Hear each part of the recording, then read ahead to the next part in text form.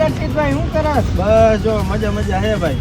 ભૂખ લાગી છે? ભૂખ તો લાગી છે. હવે હું વિચારું ક્યાં જાઉં. હાલ તને એક જગ્યા લઈ જાવ, દાળ પકવાન ખવડાવ અને ઘૂઘરામાં ચિપ્સ હોય એવા ઘૂઘરા ખવડાવું તને. હાલ હું વાત કરે, ચિપ્સ નાખે ઘૂઘરામાં? ચિપ્સ, હા. નો હોય. અરે તાકાત વાળા હે. હાલ હાલ તો હાલ હાલ. હાલાજી તારા હાલા રે તારા હાથ વખાણું.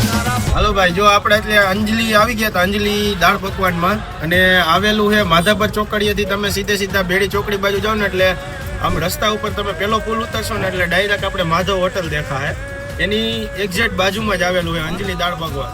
તો અહીંયા દાળ પકવાન, ઘૂઘરા, પછી શું બનાવે આશીષભાઈને આપણે પૂછીએ અને પહેલાં શું કરતા હતા અને હવે આ ઘરનો ધંધો એને ચાલુ કર્યો છે. તો હાલો આપણે આશીષભાઈને પૂછીએ. આશીષભાઈ, તમે પહેલાં શું કરતા હતા? પહેલા હું ડ્રાઇવિંગ કરતો, ટ્રક ડ્રાઇવિંગ કરતા હતા. પછી આ નાસ્તાનો મને શોખ હતો, એના હિસાબે પછી નાસ્તાનું ચાલુ કર્યું. દાળ પકવાન, પૂરી શાક અને ઘૂઘરા. પૂરી શાક ને ઘૂઘરા ને દાળ પકવાન. બરોબર ભાઈ, આ ચાલુ કર્યું છે ભાઈએ, બરોબર. અને વ્યવસ્થિત ગરમા ગરમ જ બધું ખવડાવે છે. તો તમે લોકો પણ અહીંથી નીકળતા હોય તો એકવાર જરૂર ને જરૂર ભાઈ આશીષભાઈની અહીંયા દાળ પકવાન, ઘૂઘરા, પૂરી શાક તમારે જે ખાવું હોય ગરમા ગરમ તમને બનાવીને દે છે.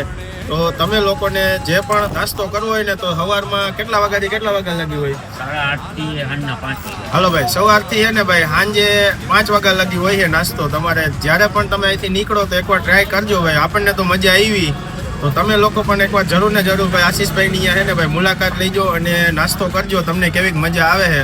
તો અત્યારે જો ભાઈ ગરમા ગરમ ઘૂઘરા બનાવી દીધા છે. તમે જોઈ લ્યો, આમાં સેવ, દાણા બધું નાખ્યું છે. ઘૂઘરામાં અંદર ચિપ્સ નાખી છે એમ કે ભાઈ. જો બહુ મજા આવશે, તમે ટ્રાય કરજો. આપણે પણ ટ્રાય કરી તો કાંઈ વાંધો નહીં. હાલો તો